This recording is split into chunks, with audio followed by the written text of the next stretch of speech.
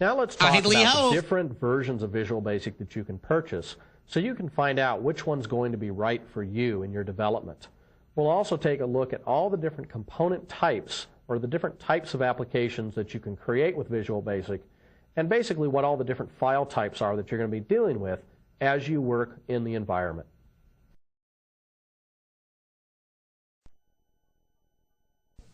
There are three versions of Visual Basic. There's the Visual Basic Learning Edition. Now this is really for any educators or someone who just wants to get a taste of the Visual Basic language without having to purchase a full-blown version of Visual Basic. What's great about this edition is that it actually includes a Learn Visual Basic Now CD-ROM, which is basically an interactive training tool. It also has a rich set of standard controls so you can build very rich interfaces in Visual Basic, and it will allow you to create standalone executables as well as DLL files. Now the Visual Basic Professional Edition is really geared towards a consultant or someone who's kind of working on their own to develop a Visual Basic application. It contains everything that we just saw, but it also includes ADO, the Active Data Objects, and DAO, which are the JET Data Access Objects. And these help you write database applications. It includes the native code compiler. You can create these ActiveX documents and ActiveX server components, which we'll talk about in a future tape. Also the Microsoft repository, which is something that you'll use to basically track your components that you build, as well as a lot of visual database tools, which again we're going to look at throughout this series of videotapes. Now the Enterprise Edition, this is the full-blown version of Visual Basic.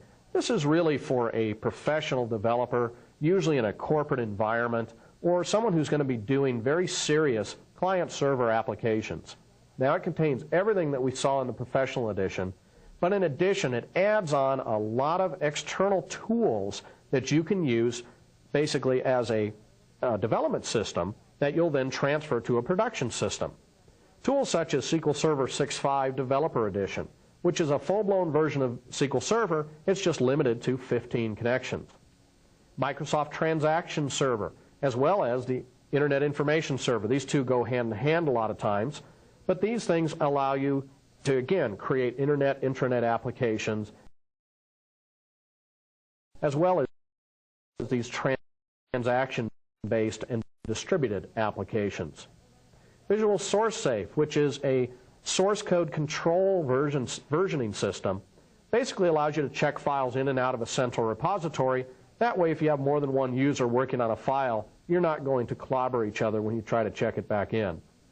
RDO is the Remote Data Objects. This also comes with the Enterprise Edition. The visual database tools are expanded in the Enterprise Edition to deal with Oracle and SQL Server databases.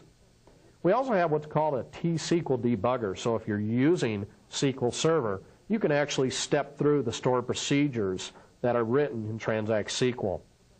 There's also an Application Performance Explorer to see how well your distributed applications measure up and where you might have performance bottlenecks. Now, Visual Basic can actually create a lot of different application types. Now, not all these application types can actually be created with all the different versions, and we'll talk about that as we go through this course. First off, you can just build standard standalone exe files that are just going to be run as a normal Windows application. The other thing you can build are servers, ActiveX exes or ActiveX DLLs. Now these servers are intended to be used by another process, another Windows application. You can also build ActiveX controls. And ActiveX documents, these can also be a server as an exe or a DLL, and these things are typically run within a browser. It basically allows you to take a Visual Basic form and run it in an internet or intranet situation. IIS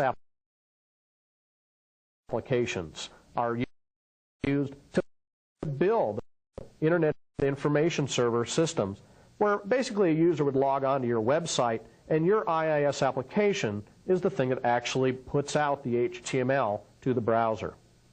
The dynamic HTML applications allows you to run a DLL under the hood basically behind Internet Explorer 4.0.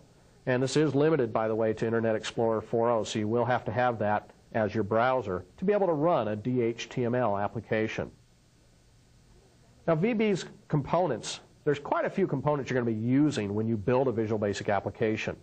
Now we're going to start talking about different things here. We're actually going to go in and look at each one in turn a little bit later. But I want to get you at least exposed to all the different terms and what the actual file names will be when you start saving things onto your disk. The first thing is called a project file. Now this is basically the controller for all the other pieces. A project has a VBP file extension in DOS. So you're going to name this a certain name, and it's going to basically contain a list of all of the forms and controls and everything else that you use to build your application. A form file. A form is basically your building block for your whole application. These things are stored in an FRM file, and if you put some graphics like pictures or anything else on the form, it'll actually generate a binary file called an FRX. Controls. These are basically the user interface elements that make up the complete form. Controls usually have a .ocx file extension.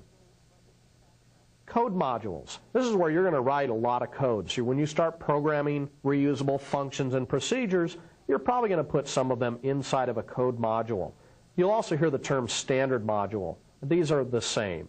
And they have a .bas file extension on disk. Class modules. If you start doing object-based and object-oriented programming, you're going to be using class modules quite a bit. And these have a .cls file extension on disk. A user control. Now this is actually where you're going to be building your ActiveX controls if you build them, and they will have a .ctl file extension. Property pages go with ActiveX controls, and if you're going to use property pages, they will have a .pag file extension. Now again, why are we going through all this? It's just so that you get familiar with the terms. We're going to reintroduce all of these things as we move through this video series. User documents, this is that ActiveX documents we talked about, and these will have a .dob and a .dox file extension. But at runtime, when you compile the application, it'll actually change this into what's called a VBD extension.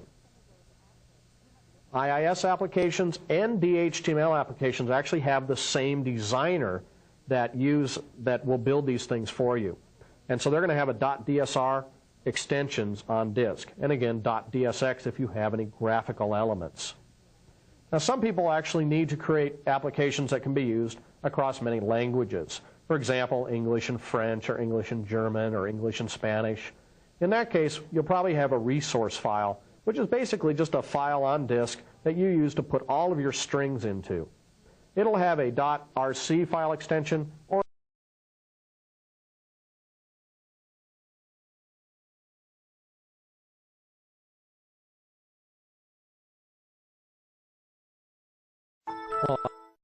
I hope I haven't overwhelmed you yet, but it's not as bad as it all looks. There's a lot of terms and a lot of things you're going to have to get used to when using Visual Basic. But as you can see, it's a very feature-rich language and something that you're going to want to learn a lot about. So stick with me here.